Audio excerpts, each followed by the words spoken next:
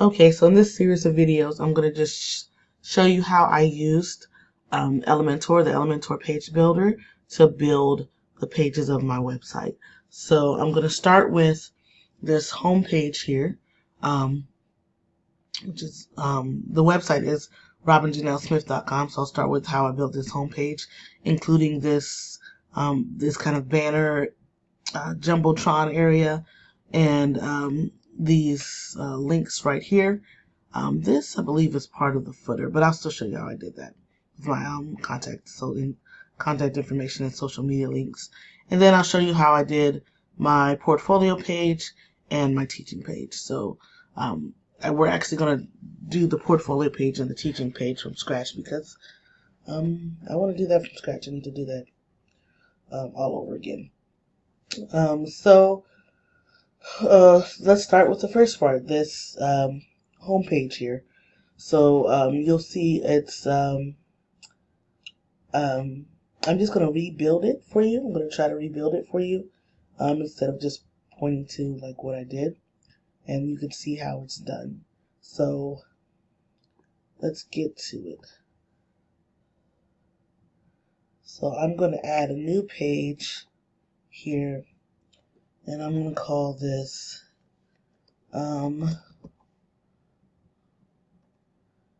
yours may look different than mine. Your page, I have a plugin called Classic Editor on. Well, actually, no. Let me turn that off real quick. Hang on. Okay, we're back. I turned it off so that it wouldn't be confusing. So, I'm going to go ahead and add the title here, and I'm just going to call it Demo Home. And then I can just hit Edit with Elementor. It'll save that page title for me, and then it'll go into the Elementor page builder. So I'm going to wait for that to come up. And yeah, this part is part of the footer here. But I'll go in and show you how I did that as well. So let's add that section. So this is just, this whole thing, this banner is just a section. It's a section with a background image. And so I made my image, the portrait of me, the background image here. And this blue effect thingy is something that I did in Photoshop. So it's not anything that was done inside of Elementor. But if you have a picture of yourself, you can put it in there. So I'm going to add a new section here with one column. Actually, it's going to be two columns, I believe. But let's just start with one column so I can show you. Let's add the background in first. So if I click on this middle part here, that will always take me back to my edit section. And I'm going to go to Style,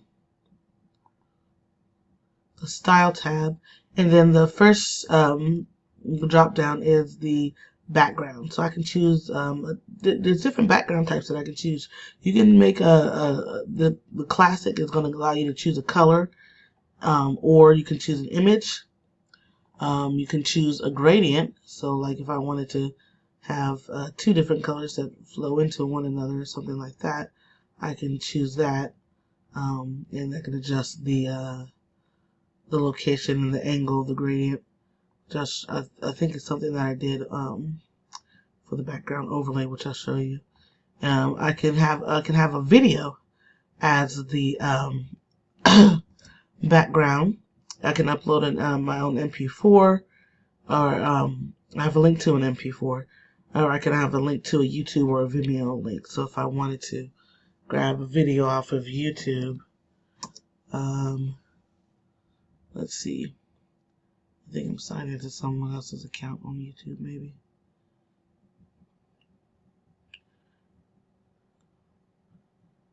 Yeah, I am. That's definitely not my account. But if I were to grab any YouTube video, I could have just grabbed a YouTube video. Sorry.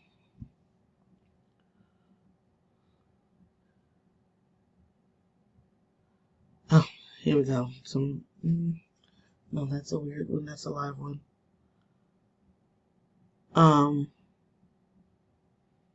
Whatever this one is.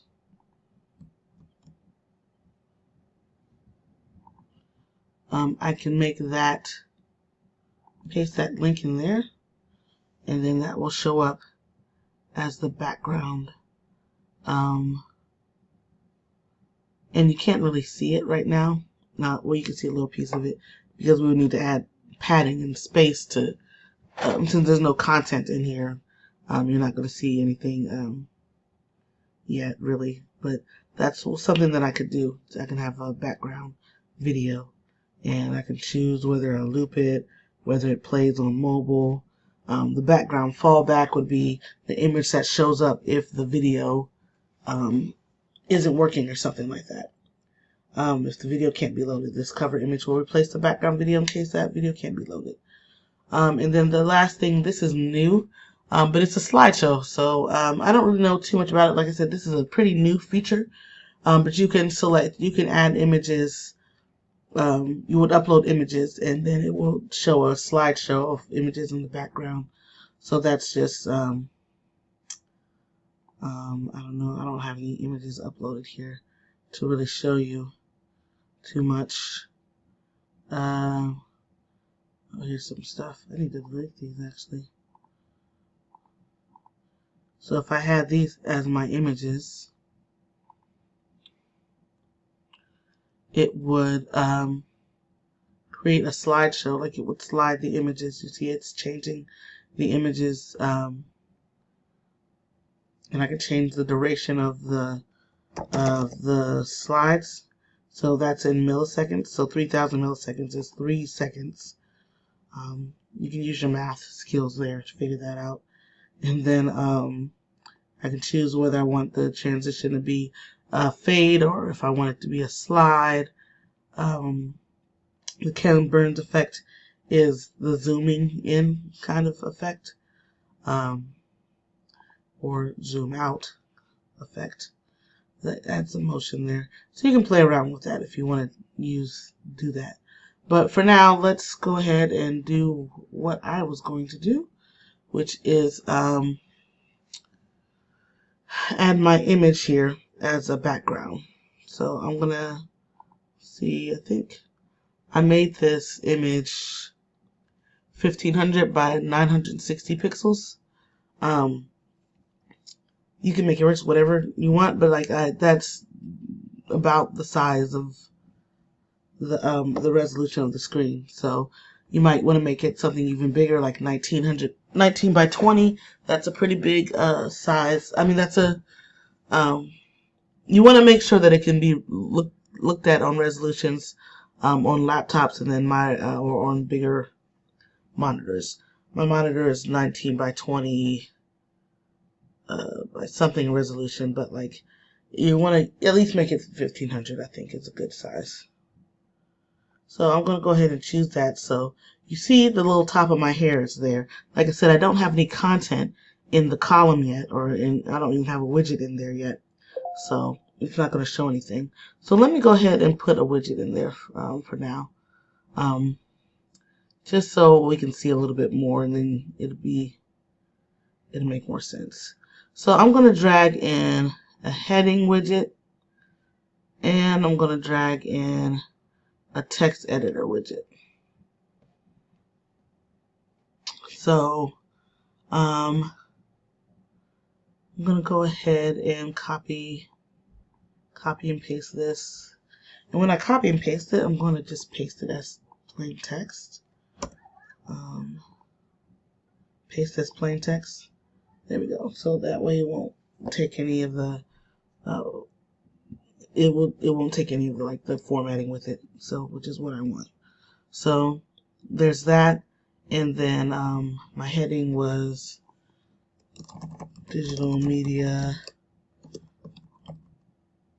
artist and educator. All right. So I'm going to format this later, but I want to come back to the background first. Actually, I believe what I did here, because I didn't want the text really to the way that I had the picture taken, I was on the right side. I didn't really want the text to overlap it, so I'm going to just I added another column. So it's just a blank column, and then I can just kind of scroll this out as needed. There we go. I just made this column on the left just a little bit bigger. So back to the section. So I'm going to click in these 6 dots right here to go back to my section. So I want to edit the section. So with the background image, there's a couple different things that you can do, and these correspond that everything that you're doing here corresponds to like some sort of CSS property. So the background image here property, this is the position. It's background dash position, background dash repeat dash size, and these are like the different things that you can have there. So I'm going to keep my position. I think it's going to be, I think the default is top center. Maybe not. Maybe it's center. Maybe not. Maybe it's top left. There we go. So I can change the position here. I can make it center. I can make it bottom center. Like it changes where the origin point of the image is. So I think I want to. I'm pretty sure top center is what I want. So, attachment is scroll or fixed. So right now I believe it's on scroll, which means that by default it's on scroll, which means that as you scroll down the page, it will scroll with the page. And then if you want fixed, that means the image wherever it is fixed. So you'll see that it, like as I scroll, the image stays where it's at. It kind of creates kind of a parallax effect there. But I'm just gonna keep it at the default, which is scroll. And then repeat, it's again it's the same as the background dash repeat property. So if I don't want it to repeat, which I don't, we'll choose no repeat. If I want it to repeat X or Y, which is like a repeat does repeats on the X and the Y, which is X meaning horizontal and Y meaning vertical. And then, let's see. Repeat X means it will just repeat on the X, and repeat Y means it will just repeat on the Y. These are good. The repeats are good for like when you have little tiles that are repeatable backgrounds, something that would tile great. But this is just one image, so I don't want it to repeat. And then the size, I can choose auto container cover and or custom size. But again, these refer to the background dash size property. You can look that up. I'm just going to choose cover. I can kind of explain what that means. Cover tells the browser to make the image, make sure the image always, make sure the image always covers the entire container, even if it has to stretch the image a little bit or cut off one of the edges. If your image is pretty flexible. Contain means it's going to always show the whole image, even if it has some space on the left or the right. So cover stretches everything. Contain, it will show the whole image, even if it makes it smaller and there's space. Let's see if I clear this off. You can kind of see. There we go. What it's covering and what it's not. This is the image, the blue part. So that color that I had, I think it was 07 CFF. Oh, let's look. Actually, I have this little color picker here. Yep. 07 CFFF. There we go. So that's my background. So I could have something like that, but I'm going to choose, I think, well, actually that doesn't look bad, but I think what I had before was I chose cover. And then I just made some adjustments here. Let's see. So, what did I do to have that? Okay, so the other thing that I did was I created a little bit of space, padding between the column here. So between the top of the header here and padding on the top and padding on the bottom. So let's see, if I go to the advanced section, that's going to show my margin and padding options. So the first thing that I want to do is untick this. That will link all of the values together. So if I wanted padding to be the same for everything, then I would click that. But I want padding on the top and on the bottom. So I'm just going to choose, I think, about 100 and then 50. Maybe, yeah. And then this is odd because I don't know what I don't remember everything that I did. so let's actually go back here. I'm gonna figure this out. What did I have? I think I did have it on contain. Yeah, I did have it on contain. There we go. And then I just, by changing the padding, which changed the size of the section, you'll see that, yeah, it just made it a little bit bigger. So I'm gonna go ahead and show you there. Oops, 50, and these numbers correspond to pixels. You'll see it puts 50 pixels of padding between the column and the section, and then this puts 100 pixels, and that's about the same. That's about right, yeah. I think I moved this over just a little bit. So I think I had under the position, I used custom, and I could change the X position just a little bit. Just moved it over just a tad. There we go. And then I think the last thing I did on this section area was I added an overlay. And this works well, like if you have a picture and you have text on top and you need to darken the picture a little bit, without actually having to go into Photoshop and change the picture, but you can just put like a dark transparent, a dark translucent kind of film over it. I'll show you how to do that. So like you can do that with just like one color. I could put like a orange, or that looks terrible, but like just like a pink translucent kind of cover over it, and then I could change the opacity of that, so that it makes it a little bit easier to read the text.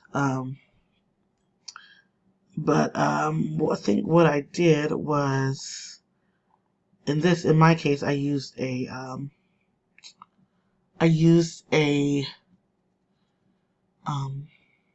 gradient. So my colors were purple with that blue, or no, yeah, it was like the purple that I had. And I'm going to show you actually how I got that purple. I mean, how to set up your palette so you don't, like with your color palette here. So let's see, I'm going to take that. I'm going to make this clear, and then I'm going to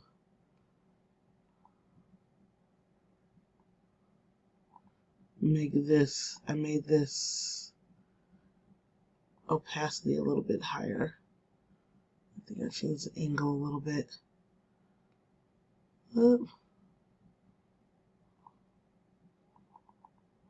But yeah, this was something, yeah, there we go. There we go. You can play with the gradient and make it your own. So let's say that's what it was. That's kind of similar to what I had. So when you're dealing with color, you'll be dealing with color a lot. And like I said, you kind of want to choose like a color palette to work with. These are the default colors that it comes with, but you can always change that color palette. So if I go over, I clicked this little hamburger icon on the left here, and it takes me to this menu here, and I'm going to choose color picker, and then I can set up these colors to be the color the colors for my color palette, so I don't have to try to find it every time. So like that if I don't want to make this that purple,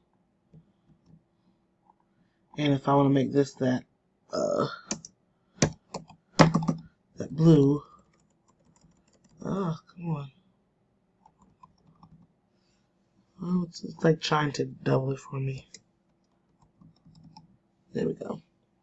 So that way those colors are always there for me. And then I don't need those. So then I can apply. And so now if I want to, anytime I want to change the color of something, that color palette, there we go, is there.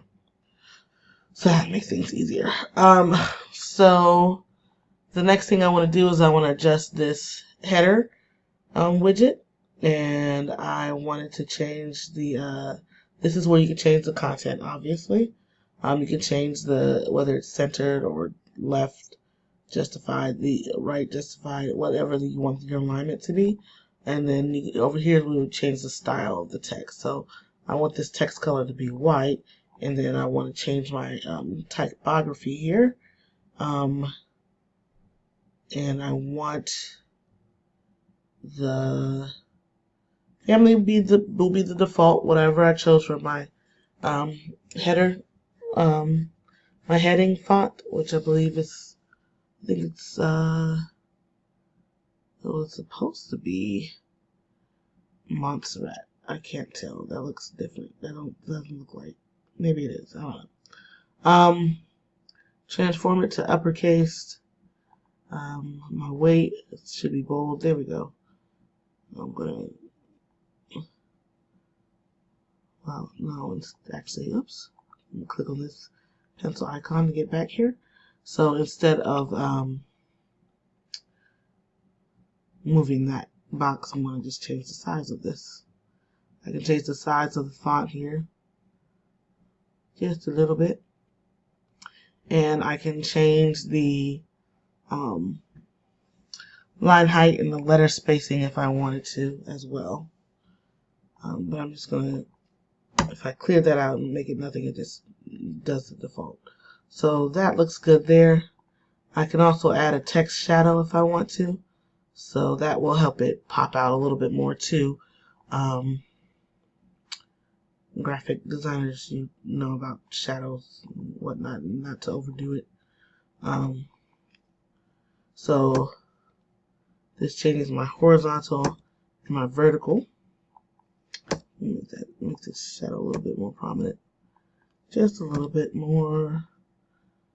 I can change there we go. And that's that for the heading. And then the text box, I can't, I can go into the style and I can change the text color to white. I can't change the, there's no option to change to add a shadow on the text box. That's the only difference between that's the main difference between the text editor and the header. So there's that. I don't want to take too long on this. So that's my section. That looks good. I can see if it looks good. I like how it looks. The the only other thing I want to show you was you can change the. I think I showed you this in another video, but I think I have this under the advanced tab. You also have the motion effects tab, so I can have an entrance animation here, and then for my text editor, I'm going to go to the motion effects there, and then I'm just going to have a fade in, and I can change the delay for it. I don't think that's really doing much. Animation duration, there we go. I want it to be a little slower. There we go. So that's that. So that'll show up when you load the page. It will have those animations. So the next section that I had was, these are just icon boxes. So I'm going to add a new section, and then I had 3 columns here. And remember, you can always right click to add or delete columns, in case like you chose the wrong one. I'm going to right click to add a new column, and there it's back. So I put in here, I use the icon box. There's also image box, I believe, yeah, image box. But I just chose icons because I didn't feel like finding my own images, making my own images there. But they both kind of do the same thing, where you have something here, the icon or the image, then you have a title here, and then a description here. So like a heading, a title, and a description, yeah. So I didn't use the description, I only used the heading. And so the first one was portfolio. And the icon that I used for that was a briefcase. So if you can't find the icon, make sure that you're choosing all icons, and then you can filter by name. I can't. Yeah, briefcase was what I used. This uses the Font Awesome library. That's the it's the font library. It's the set of icons that you have access to. So they have different icons, like for regular and solid, and then they also have brands for like the different types of brands. That's exactly what it sounds like. Brands, and then also social media things as well. So I'm going to go back to icons, go to briefcase. That's what I use to represent my portfolio. And the link that I chose here was going to be my portfolio link.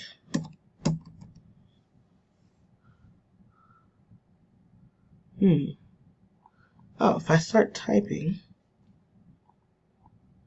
if I have the page up, it looks like, yeah, it will just populate the list of pages for me.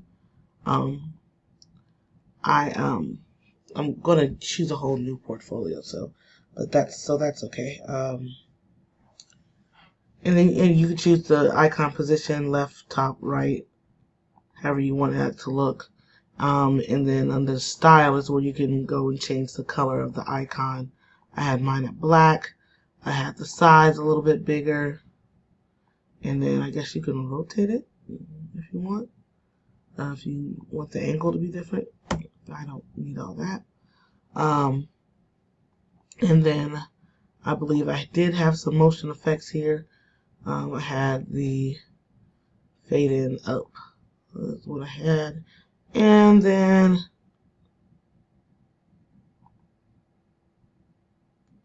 back under style, for my icon I had a hover effect. So under icon and normal, this is what it looks like normally. Under hover, you can make it so that it has a different color when you hover over it. And then you can also change make it have a hover animation. So like if I want it to be bigger, I think that's what I did. So there's that. So I would choose all this for your first one. If you're going to have multiple ones, that's what I did.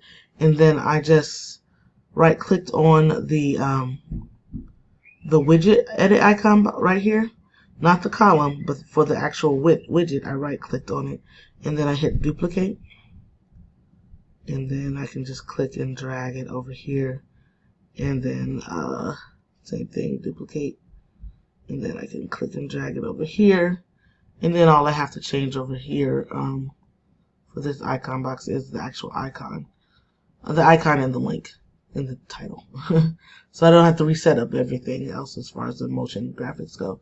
So I had icon, I had resume. I think I used a file, just like a little paper.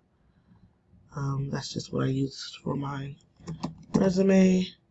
And then I want this to go to my resume page, which I'm not going to show you today because I need to redo that.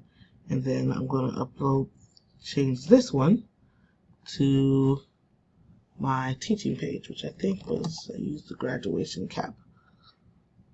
And we'll see how I did that one too. Teaching. And I don't have that page up yet, so, but I know it's going to be /teaching. So I'll put that link in there just like that. So that's how I set up that first home page. That was a little longer than I expected it to be, but hopefully the other, I'm going to show you, make 2 other videos to show you how I did the portfolio page and the teaching page. And I'll also post how I did make my current resume page, the page that's up there now. I did a video for that for another course, and I'll just show you how I did that, just so you can get some more ideas on how to use some of these widgets for like a portfolio site.